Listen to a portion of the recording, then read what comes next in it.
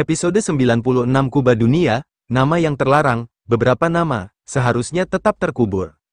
Karena saat disebut kembali, mereka membawa badai bersamanya. Dan malam ini, nama yang pernah memutar sejarah akan muncul kembali di arena. Yujiro Kazama, yang bagi Ren, seharusnya telah mati 12 tahun lalu. Papan besar hologram menampilkan logo berputar, Kuba Dunia, Final 8. Ryuga berdiri di depan layar, mengenakan jas gelap elegan. Semua petarung dan staf lingkaran berkumpul. Kita akan mengirim satu perwakilan untuk turnamen ini. Pertarungan ini bukan sekadar pertandingan, ini pertunjukan kekuatan, dunia akan menonton, sponsor akan berebut, siapapun yang menang, akan punya akses langsung ke sistem inti pertarungan global. Mata Ryuga tajam menatap para peserta, dan Ren Kazama, kau akan mewakili kita. Suara ruangan hening, tapi sebelum Ren bisa menjawab, tidak akan semudah itu. Seorang pria tua berdiri di pojok, rambutnya putih keperakan, tubuhnya kurus, tapi sorot matanya penuh bahaya. Namanya, Maeda Jin, pelatih senior lingkaran, dulu pelatih ayah Ren. Kau harus menantang 3 calon kandidat sebelum bisa resmi jadi utusan kita, dan lawan pertamamu adalah muridku sendiri. Ren tersenyum kecil, kalau begitu, kirim siapa saja, aku akan hancurkan satu persatu. Malam itu, Ren menyusup ke ruang data lingkaran. Dengan bantuan Sayaka yang berjaga di panel utama, ia mengakses daftar nama peserta resmi untuk turnamen Kuba Dunia. Daftar itu menampilkan 8 nama, beberapa asing, beberapa legendaris. Tapi satu nama, membuat napasnya terhenti, Yujiro Kazama, negara, tidak diketahui, status, undangan khusus. Ren jatuh terduduk, matanya menatap layar tanpa berkedip. Sayaka, dari headset kecilnya, mendengar suara berat Ren. Itu nama samaran ayahku. Sayaka terdiam, Ren berbisik, lebih kepada dirinya sendiri. Kalau ini benar, maka dia tidak hanya hidup, dia sudah masuk ke dalam sistem pertarungan dunia. Dan mungkin, dia adalah dalangnya. Keesokan paginya, Ren dan Shin berada di gudang tua pinggir kota, tempat biasa mereka latihan. Shin meluncurkan tendangan sabit, Ren menangkis dan membalas dengan siku ke dada. Sparring keras, penuh napas terengah dan suara tubuh dibenturkan ke lantai. Setelah jeda, Ren duduk bersandar, kalau benar itu ayahku, aku harus tahu kenapa dia menghilang, kenapa dia membiarkan ibu mati, dan kenapa dia sekarang muncul sebagai bagian dari permainan ini. Shin membersihkan keringat di dahinya, kalau dia terlibat, maka dia bukan hanya buronan, Ren. Dia, mungkin arsitek dari Void Arena. Ren menatapnya tajam. Sore hari, arena lingkaran dalam ruangan penuh penonton, staf, dan sponsor. Lawannya kali ini, Kaguya Munenori, petarung bela diri klasik Jepang, murid Maeda Jin, tenang, rapi, dan dikenal karena 1000 tangkisan satu tusukan. Ren maju ke tengah arena, wajahnya datar, fokus penuh. Kaguya membungkuk sopan, aku menghormatimu, Kazama, tapi aku tidak akan menahan diri. Ren mengangguk, tak usah, aku pun tidak akan, gong.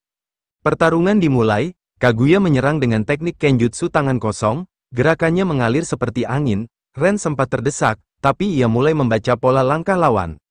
Di menit ketiga, Ren melakukan langkah gila, ia membiarkan satu pukulan masuk ke rusuknya, demi mendekat dan melumpuhkan kaki Kaguya dari dalam. Penonton menahan napas, Kaguya jatuh, Ren sudah di atasnya, siku mengarah ke wajah.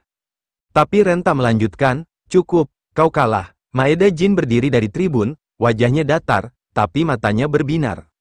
Malam harinya, di ruang observasi rahasia, Ryuga, apa pendapatmu?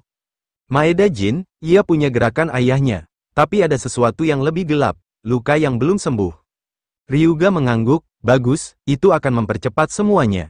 Maeda bertanya, kau yakin, kita harus ikutkan dia ke dalam turnamen? Ryuga berjalan ke layar hologram, menyentuh nama, Yujiro Kazama. Sudah waktunya, dunia akan melihat kebangkitan legenda, dan ketika mereka saling bertemu, darah lama akan mengalir kembali, pertarungan baru dimulai. Tapi bagi Ren, ini bukan sekadar turnamen, ini adalah panggung penghakiman. Karena jika ayahnya masih hidup, dia harus bersiap menghadapi kenyataan, mungkin yang harus ia kalahkan, bukan lawan dari luar, tapi darah dagingnya sendiri. Episode 97 Pesan dari yang terlupakan, di dunia di mana nyawa bisa dijual. Dan kekuatan ditukar dengan harga, ada satu hal yang tak bisa dibeli. Kebenaran tentang siapa kau sebenarnya, Ren telah menginjak satu langkah menuju turnamen terbesar dunia. Tapi hari ini, bukan sekadar lawan yang menantangnya, melainkan masa lalu yang tidak ingin ditemukan. Sorotan lampu menyorot panggung pertarungan di bawah tanah, lebih sempit, lebih brutal.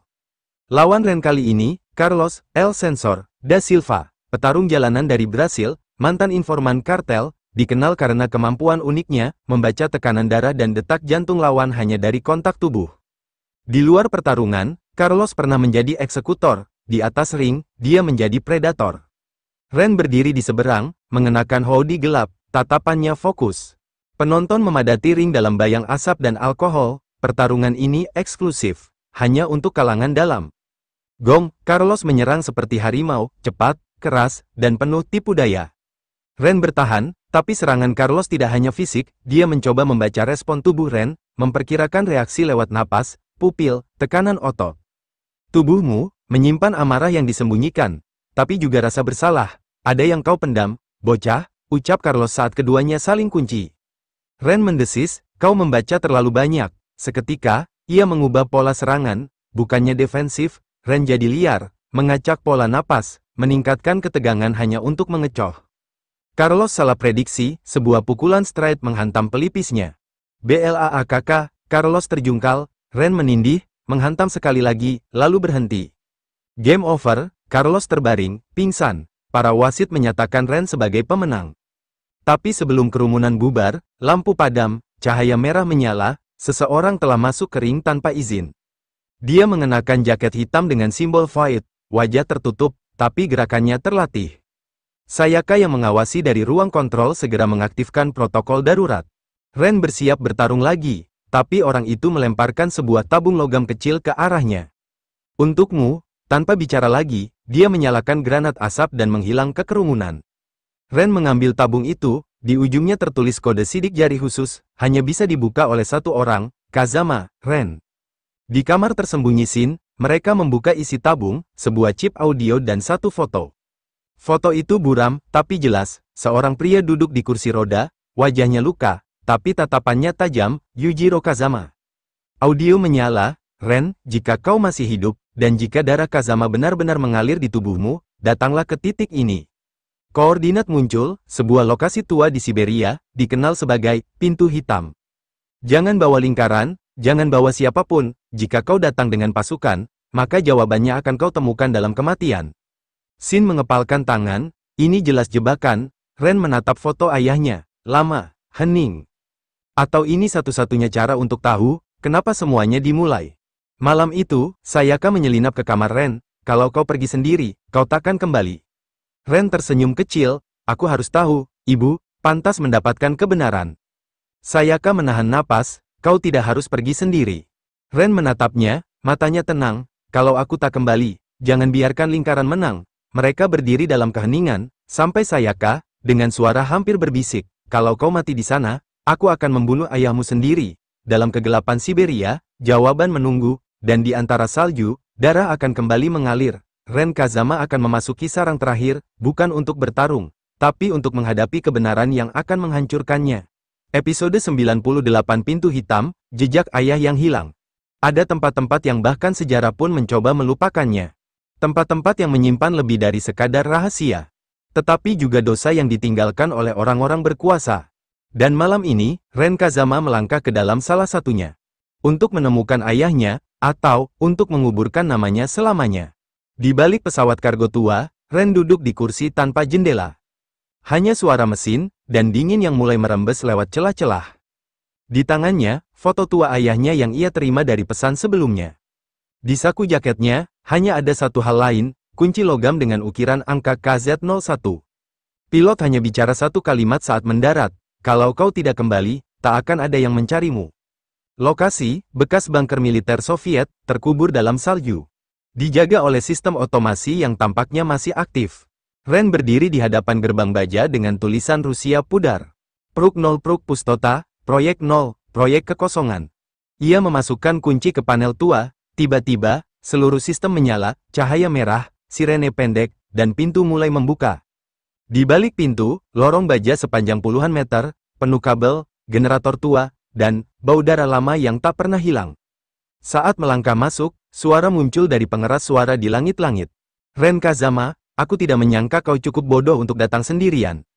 Ren mengenal suara itu, suara ayahnya. Tapi mungkin kau memang anakku, karena hanya darah Kazama yang cukup keras kepala, untuk datang ke neraka dengan niat mencari jawaban. Lampu di ujung lorong menyala, sosok muncul. Tapi bukan Yujiro, melainkan pria tua bertubuh sintetik, dengan mata buatan menyala biru, mantan ilmuwan Soviet. Namanya, Dr. Mikhail Grevnov. Selamat datang di fasilitas Void Zero, katanya dalam bahasa Jepang patah.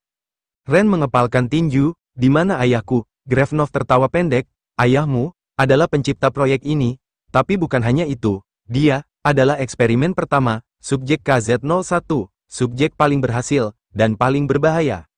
Grevnov membawa Ren ke ruang proyeksi, ruang putih dengan rekaman holografik masa lalu. Satu rekaman muncul, Yujiro muda, mengenakan pakaian tahanan militer. Tubuhnya diikat ke kursi, lalu disuntik cairan bening. Kita akan lihat seberapa jauh batas tubuh manusia. Kazama Yujiro, subjek KZ-01, mulai tahap peningkatan neurologis dan regeneratif. Tanggal, 12 tahun lalu, Ren menatap rekaman itu, rahangnya menegang. Grevnov melanjutkan, dia bertahan di tahap yang seharusnya membunuh 99% manusia. Tapi efek sampingnya, membuatnya kehilangan batas. Ia tak bisa merasa sakit, tak bisa merasa takut, dan akhirnya, tak bisa merasa cinta. Ren dibawa ke ruang bawah, di sana, 7 kapsul berdiri tegak, 601, masih aktif. Dalam kapsul itu, Yujiro Kazama, lebih tua, tapi masih kokoh, wajahnya penuh bekas luka operasi, matanya terpejam, tubuhnya diikat dengan kabel baja dan alat pemantau otak. Dia mematikan, bahkan dalam tidur, kata Grevnov. Kami hanya bisa menahannya saat dia dalam mode hibernasi. Tapi ia masih hidup dan sadar. Tiba-tiba, alat monitor berbunyi, detak otak meningkat, mata Yujiro perlahan terbuka. Ren berdiri di depan kapsul, nafasnya berat. Yujiro membuka mata perlahan, dan untuk pertama kalinya dalam 12 tahun, menatap anaknya. Ren, suara itu lemah, tapi nyata. Ren menggertakkan gigi. Kenapa kau tinggalkan ibu? Kenapa kau biarkan dia mati? Kenapa kau lari? Yujiro hanya menatapnya, karena aku dibentuk untuk menghancurkan. Jika aku tetap tinggal, aku akan membunuh kalian semua.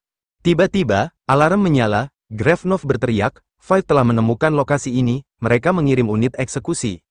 Dari atas, pasukan hitam dengan helm Void turun lewat lubang udara, senjata berat, tanpa negosiasi. Ren terpaksa berlindung, tapi di tengah tembakan, Yujiro dalam kapsul mulai bergerak. Sistem pengunci gagal, kapsul meledak, dari asap dan pecahan, Yujiro Kazama berdiri kembali, tubuhnya tegap, tangan telanjang, mata merah menyala, dalam 1 detik, dia menghancurkan 3 prajurit Void, tulang patah, darah meledak di dinding baja. Ren menatap ayahnya, monster yang pernah jadi legenda, kini hidup kembali. Tak semua pahlawan layak diselamatkan, dan tak semua ayah ingin ditebus. Malam ini, Yujiro Kazama bebas, dan dunia akan kembali mengenal ketakutan yang sesungguhnya. Episode 99 Darah Monster, Darah Anaknya. Dulu, Ren Kazama percaya bahwa kekuatan adalah sesuatu yang harus dicapai. Sesuatu yang dilatih, diperjuangkan, dibuktikan. Tapi malam ini, ia tahu satu kebenaran baru, ada kekuatan yang justru mengutuk. Dan darahnya, mungkin sudah terkena sejak lama. Langit Siberia malam itu membara merah. Markas, pintu hitam, meledak dari dalam, menyebarkan api ke langit bersalju. Ren dan Yujiro keluar dari reruntuhan dengan napas berat. Ayah dan anak, untuk pertama kalinya berdiri berdampingan, bukan sebagai keluarga, tapi sebagai 2 makhluk yang tak mengenal damai. Kemana kita sekarang? Tanya Ren, masih terengah. Yujiro tidak menjawab, ia menatap langit, kemudian tanah. Tangannya berdarah, tapi dia tidak merasakannya, sama sekali. Kau terinfeksi, katanya pelan. Ren menoleh cepat, apa? Yujiro menatap Ren untuk pertama kalinya seperti, ayah, darahku, sudah lama menetes ke dalam hidupmu, dan sekarang, tubuhmu, mulai bereaksi. Malam semakin dingin, tapi Ren tidak merasa kedinginan. Tangannya bergetar, tapi bukan karena cuaca, melainkan karena suhu tubuhnya meningkat drastis. Tiba-tiba, ia terjatuh, napasnya memendek. Yujiro berlutut cepat, berhenti melawan, jangan lawan efeknya, biarkan itu menyatu dulu. Ren menggertakkan gigi, aku bukan kau, tubuhnya mulai bergetar hebat, otot-ototnya menegang tanpa kendali. Pembuluh darah di leher dan tangan tampak seperti akar pohon hitam di bawah kulit. Dia berubah, perlahan, dalam kesakitan itu, Ren mengalami vision memori. Ia melihat ibunya, tersenyum padanya waktu kecil, mengusap rambutnya. Kau bukan ayahmu, Ren, tapi kau juga bukan hanya anak kecil. Suatu hari nanti, kau akan tahu darah siapa yang kau pilih untuk warisi. Lalu kilas balik berganti, ia melihat Shin, Sayaka, dan bahkan petarung jalanan yang ia kalahkan satu persatu. Semua orang yang dia lawan, semua rasa sakit yang ia timbulkan. Kalau kekuatan ini bukan untuk melindungi, maka itu bukan kekuatan, itu hanya kutukan. Ren terbangun, Ren bangkit perlahan, tubuhnya masih berkeringat dingin, tapi ia mulai mengendalikan gejalanya. Yujiro berjalan menjauh, sambil berkata, tubuhmu akan berubah setiap kali kau bertarung, kecepatanmu meningkat, rasa sakitmu menghilang, tapi harga yang harus kau bayar, adalah kemanusiaanmu. Ren menyusul, aku bukan kau, ayah. Yujiro berhenti, menatapnya tajam. Kau lebih buruk, karena kau masih percaya bisa memilih. Tiba-tiba, dari balik pohon-pohon es, drone Void muncul, diam-diam mengikuti mereka sejak keluar dari fasilitas. Tak hanya itu, dari balik kabut muncul seorang wanita berjaket merah. Dia melangkah perlahan, wajahnya separuh ditutupi topeng, tapi rambut putih dan suara tajamnya tidak bisa disembunyikan. Kazama Ren, atas nama organisasi Void, kau resmi ditetapkan sebagai anomali tingkat 5, kau harus ditangkap hidup-hidup. Ren menatap Yujiro, siapa dia? Yujiro menjawab tanpa ragu. Dia, satu-satunya eksperimen yang gagal. Namanya, Liana, subjek KZ-02. Dan ia, menyimpan dendam lama terhadap Yujiro. Pertarungan pecah, Liana menyerang dengan pukulan-pukulan cepat, mirip Yujiro, tapi dengan energi destruktif aneh yang tampak seperti aura hitam di sekeliling tangannya. Ren mencoba bertarung, tapi tubuhnya belum pulih. Yujiro melindungi anaknya, tapi Liana, terlalu cepat. Bagaimana rasanya melihat ciptaanmu sendiri menghancurkan anakmu, Yujiro? Ini balasan untuk semua tahun aku dikurung, semua rasa sakit yang kau tanam ke tubuhku. Yujiro menahan pukulan telak ke dada, tulangnya retak, tapi dia tetap berdiri. Ren menggertakkan gigi, dia harus memilih, menggunakan kekuatan barunya, atau mati. Ren melepaskan semua penahan dalam dirinya, suhu tubuh meningkat, matanya berubah menjadi merah samar. Dalam satu gerakan, dia menangkap pukulan Liana, dan untuk pertama kalinya, mendorongnya mundur. Kalau aku harus menjadi monster untuk menghentikanmu, maka malam ini, aku akan jadi monster. Liana tersenyum bengis, bagus, karena hanya monster yang bisa membunuh monster. Di hutan beku Siberia, ayah, anak, dan ciptaan yang dibuang bertemu dalam satu nasib. Tapi siapa yang masih manusia di antara mereka, dan siapa yang sudah kehilangan semuanya? Episode 99 tamat lebih besar dari di episode 100, pertarungan hidup dan mati Ren vs Liana berakhir tragis. Tapi dalam kekalahannya, Ren menemukan kekuatan baru, kemampuan untuk menyerap teknik lawan secara naluriah, satu kemampuan yang bahkan Yujiro tidak punya. Siap lanjut ke episode 100, tonggak awal dari era baru kisah ini. Episode 103 monster dan satu darah, angka 100. Bagi sebagian orang, itu hanyalah bilangan. Bagi Ren Kazama, itu adalah tanda bahwa dia telah melewati batas yang seharusnya tidak pernah dia lewati. Hari ini, bukan hanya pertarungan, tapi pertaruhan seluruh jati dirinya. Salju menutupi darah, uap panas keluar dari tubuh Ren dan Liana. Mereka berdiri saling menatap, seolah dua hewan buas yang diciptakan dari laboratorium yang sama, meski kisah mereka sangat berbeda. Yujiro, berdiri di belakang Ren, memegangi bahu yang hancur. Jangan tahan dirimu, Ren, lawan dia sepenuh kekuatanmu. Ren menjawab tanpa menoleh, aku tak ingin menjadi sepertimu.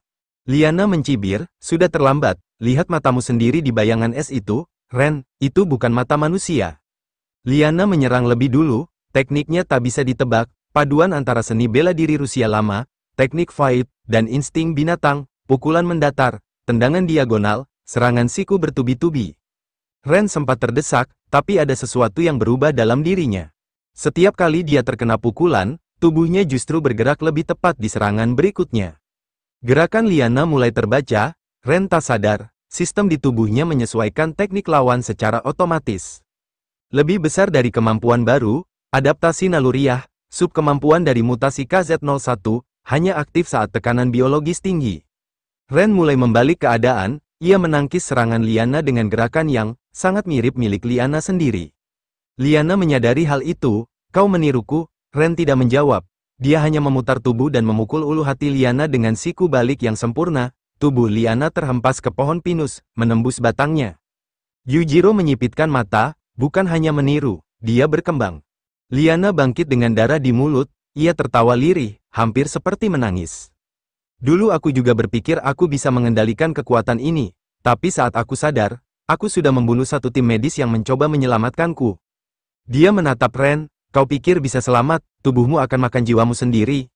Ren menunduk, terdiam, kemudian berkata, aku tahu, tapi tak seperti kau, aku tidak sendiri. Liana menyerang terakhir kali, Ren menyambut serangan itu dengan gerakan yang nyaris tak kasat mata. Satu pukulan telak ke leher, Liana tumbang, napas berat, tak bisa bergerak. Ren berdiri di atas tubuh Liana, dia tidak membunuhnya. Yujiro mendekat, menatap anaknya sejenak, kau sudah melewati batas itu, sekarang kau seperti aku. Ren berbalik, menatap ayahnya, tidak, aku masih bisa memilih, aku masih manusia. Yujiro tidak membantah, tapi sorot matanya tidak menyembunyikan fakta. Ren sekarang adalah satu-satunya makhluk yang bisa mengalahkannya. Sebelum pingsan, Liana menarik sesuatu dari balik jaket, sebuah chip data. Ini, rekaman proyek KZ yang asli, termasuk video eksperimen Yujiro, dan daftar petarung hasil rekayasa genetik yang sedang mereka kembangkan. Dia batuk darah, Fight, sedang menciptakan pasukan, tapi mereka belum berhasil menyempurnakan satu pun, kecuali kau, dan ayahmu. Ren menggenggam chip itu, matanya menatap ke kejauhan. Yujiro dan Ren menatap langit malam, tak ada lagi percakapan, hanya salju, darah, dan pertanyaan besar, jika anak manusia mampu menandingi monster, maka siapa yang akan menyelamatkan dunia dari generasi berikutnya? 100 episode telah berlalu, dan dunia pertarungan kini berubah, tak lagi tentang siapa yang kuat, melainkan tentang siapa yang masih punya alasan untuk tidak menjadi monster.